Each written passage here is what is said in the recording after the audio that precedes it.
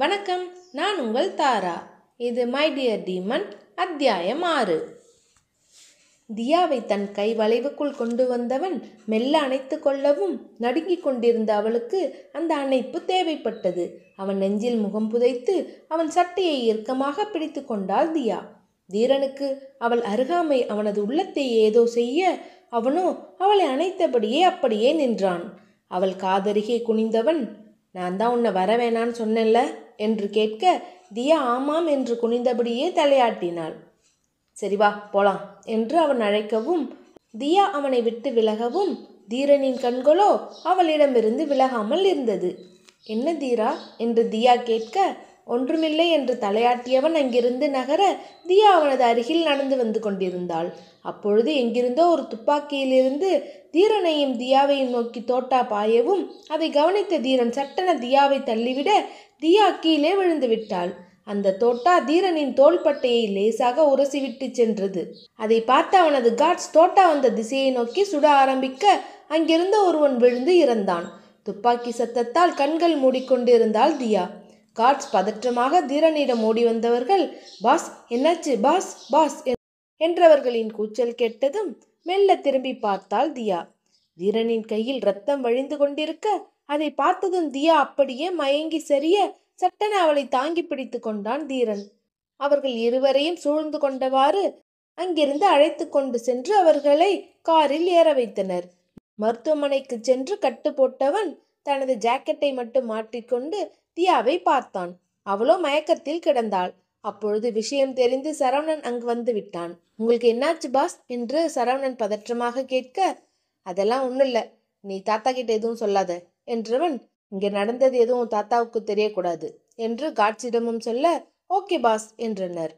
Pass உங்களை வீட்டுக்கு வர சொல்லிட்டார் தாத்தா என்று சரவணன் சொல்ல, சரி அவளையும் கூட்டிட்டு வீட்டுக்கு வா என்றான். ஐயோ தியாக்கு என்னாச்சு என்று சரவணன் கேட்க, அவளுக்கு என்ன, அவன் நல்லாதான் இருக்கா, என் ரத்தத்தை பார்த்து மயக்கம் போட்டு விழுந்துட்டா என்றான் தீரன். அவளிடம் சென்ற சரவணன், தியா தியா என்று அவளை எழுப்ப மெல்ல கண் விழித்தவள், நான் எங்க இருக்கேன் என்றாள். எல்லா சினிமா ஹீரோயின் சொல்ற டயலாக்க கரெக்டா சொல்லிட்ட, நீ தெளிவாதான் இருக்க என்றான் சரவணன். அப்பொழுது பணியால் ஒருவன் ஜூஸை கொண்டு வந்து தியாவிடம் கொடுக்க அதை வாங்கி குடித்து கொண்டிருந்த தியாவை பார்த்த சரவணன், அடிபட்ட பாஸே அவர் பாட்டுக்கு இருக்காரு, இந்த அம்மாவுக்கு அட்மிட் பண்ணி ஜூஸ் வேற என்று சொல்லவும் என்று தனது இதழை சுழித்து கொண்ட தியா, ஏன் உங்களுக்கு வேணும்னா டைரக்டா கேளுங்க என்றாள். எங்களுக்கெல்லாம் வேணாம்மா, நீயே குடிச்சிட்டு வா என்றான் சரவணன். ஏதோ யோசித்த தீரன், சரவணா தாத்தாவுக்கு இது எதுவும் இப்போ தெரியாதுல்ல என்று கேட்க, இல்ல பாஸ் அவருக்கு எதுவும் தெரியாது என்றான். சரி அப்படியே மெயின்டைன் பண்ணு என்றவன் தியாவை பார்த்து, உனக்கும் சேர்த்துதான் சொல்றேன், அங்க வந்து ஏதாவது உளறிட்டு இருக்காத என்று தீரன் சொல்ல என்று தலையாட்டினாள். ஓகே பாஸ் நீங்க கிளம்புங்க என்றவன் தியாவையும் அழைத்து கொண்டு தீரனின் வீட்டிற்கு வந்தனர். தீரனின் பிரம்மாண்டமான வீட்டை பார்த்த தியாவிற்கு மீண்டும் மயக்கம் வந்து விட்டது.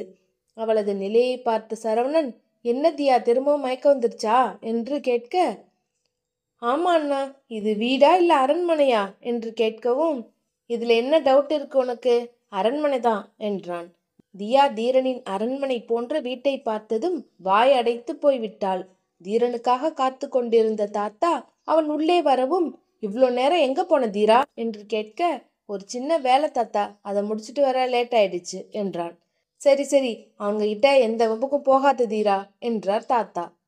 நான் எந்த வம்புக்கும் போகல தாத்தா, அவங்க தான் என்னை சீண்டிகிட்டே இருக்காங்க என்று தீரன் சொல்லவும், சரி மற்றதை காலையில பார்த்துக்கலாம், நீ போய் நல்லா ரெஸ்ட் எடு என்று அவனை அனுப்ப அப்பொழுது தியாவை பார்த்தார். சரவணன், இது தியா என்று ஆரம்பிக்க, தெரியும் என்றார் தாத்தா. அவர் அருகில் சென்ற தியா, என்ன உங்களுக்கு தெரியுமா என்று கேட்கவும் என்று தலையாட்டினார். என்ன பிளஸ் பண்ணுங்க தாத்தா என்று சற்றென்று அவரது காலை தொட்டு ஆசிர்வாதம் வாங்கி கொண்டதும் தீரனின் தாத்தா அவள் தலையில் கை வைத்து, நல்லாருமா என்றார். சரி லேட் ஆகுது, எல்லாரும் போங்க, மற்றத காலையில பேசிக்கலாம் என்று சொன்ன தாத்தா அவரது அறைக்கு செல்ல தியா குடுகுடுவென்று தீரனின் பின்னால் ஓடி சென்றவள் அவன் கையை பிடிக்கவும் அவன் வழியில் ஆ என்று கையை எடுத்து கொண்டான். ஐயோ தீரா சாரி, என்னாச்சு என்று கேட்டாள். அதெல்லாம் ஒண்ணுல, கையை விடு என்றான். தீரன் தனது அறை கதவை திறக்க தியாவும் அவன் பின்னால் வர, நீ எங்க வர என்று கேட்டான். என்ன தீரா இப்படி கேட்குற, எனக்கு தான் தனியாக இருக்க பயமாக இருக்குமே, இந்த வீட்டில் வேற யாருமே இல்லைல்ல என்று சொல்லவும், அதுக்கு ரூம் தான் கிடைச்சதா, வேற எங்கேயாவது போக வேண்டியதானே என்றான் கோபமாக. இந்த வீட்டில் வேற யார் இருக்கா என்று தியா யோசிக்க, ஆமாம் தீரா, தாத்தா தான் இருக்காரே, சரி நான் தாத்தா கூட போய் ஸ்டே பண்ணிக்கிறேன் என்று தியா அங்கிருந்து செல்ல எத்தனிக்க, சட்டென அவள் கையை பிடித்து தடுத்தான் தீரன். விடு கைய என்று தீரனின் கையை உதறியவள், உனக்கு என்ன பிரச்சனை என்று கேட்டாள். அவர் போய் தொல்லை பண்ணாத என்றவன் தனது தலைமுடியை அழுந்த கோதிக்கொண்டிருக்க, நான் தொல்லெல்லாம் பண்ண மாட்டேன் என்றாள் தியா. வேறு வழி தெரியாத தீரன், சரி நீ இங்கேயே தங்கி தொலை என்றதும், நிஜமாவ சொல்ற என்று தியா கேட்க, ஆமாம் என்று தலையாட்டியவன் தனது கோட்டை கழற்றவும் கையில் இருந்த காயத்தை பார்த்தாள். அச்சச்சோ தீரா, என்ன இவ்வளோ பெரிய கட்டு என்று அவன் காயத்தில் லேசாக கை வைக்க, என்ன பண்ற என்று கேட்டான். வலிக்குதா என்று தியா கவலையுடன் கேட்கவும், அதெல்லாம் ஒன்றும் இல்லை, நீ போய் தூங்கு போ என்று தீரன் அதட்டவும், சரி சரி என்று சோஃபாவில் சென்று படுத்து கொண்டாள். சற்று நேரத்தில் உடைமாற்றி கொண்டு வந்த தீரன் தனது பெட்டில் வந்து படுத்தவன் திரும்பி தியாவை பார்த்தான்.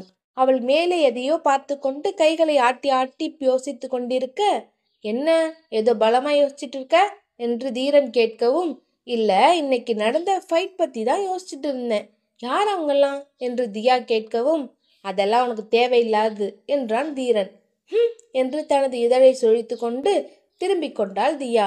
அவளை பார்த்த தீரன், ஆமா என் கூட இவ்வளோ தைரியமா தங்குறியே, அதுவும் ஒரே ரூம்ல, உனக்கு பயமா இல்லையா என்று கேட்க, எதுக்கு பயப்படணும் என்றாள் தியா. நான் உன்னை ஏதாவது பண்ணிட்டேன்னா என்று தீரன் கேட்க, இல்லை நீ அப்படிலாம் பண்ண மாட்ட என்றாள் தியா. எப்படி என்ன நம்புற என்று தீரன் கேட்க, ஏன்னா உன் பார்வையில் எனக்கு எந்த தப்பான எண்ணமும் இருக்க மாதிரி தெரியல என்றாள் தியா. சரி, ஒருவேளை நைட்டு எனக்கு மூடு மாறுதுன்னு வை, உன்னை ஏதாவது பண்ணலாம்னு நினைக்கிறேன், நீ அப்ப என்ன பண்ணுவ என்று தீரன் கேட்க, அவன் முகத்தை ஒரு நிமிடம் கூர்ந்து பார்த்தவள் சிரித்து விட்டாள்.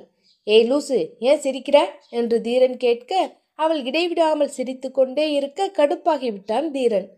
நான் என்ன காமெடியா பண்றேன் என்று கோபமாக தீரன் கேட்கவும், உன்கிட்ட ஒரு கன்னை கொடுத்து 10 பேரை சுடுன்னு சொன்னா படப்படப்படன்னு சுட்டுருவேன், ஆனா ஒரு பொண்ணுகிட்ட தப்பா நடக்க சொன்னா டவுட்டு தான் என்றாள் தியா. அப்பொழுது அவள் கண்ணை பார்த்தான் தீரன். தன்மேல் அவள் வைத்திருக்கும் நம்பிக்கையை நினைக்க, எதற்காக இவள் என்னை இவ்வளவு நம்புகிறாள் என்று குழம்பி தவித்தான் தீரன். பேசிக்கொண்டே இருந்தவள் சற்று நேரத்தில் கண்ணயர்ந்து விட்டாள். அது தெரியாமல் அவளிடம் ஏதோ கேட்க, அவள் புறம் திரும்பிய தீரன் அவள் உறங்குவதை பார்த்ததும், அதுக்குள்ள தூங்கிட்டாளா என்று சொல்லிக்கொண்டு அவனும் கண்களை மூடிக்கொண்டான். ஆனால் அவனால் தூங்க முடியவில்லை. திரும்பி தியாவை பார்த்தவனுக்கு அவளை பார்த்து கொண்டே இருக்க வேண்டும் என்று மட்டும் தோன்றியதை தவிர அதை தாண்டி வேறு எந்த எண்ணமும் அவனுக்கு தோன்றவில்லை. இது என்ன தீரா, ஏதோ புது ஃபீலிங்கா இருக்கு, இவ என்ன ஏஞ்சலா இல்ல குட்டி பிசாசா என்று தன்னைத்தானே கேட்டுக்கொண்டவன் திரும்பி தியாவை பார்க்க அவள் குழந்தையை போன்று அசந்து தூங்கிக் கொண்டிருந்தாள்.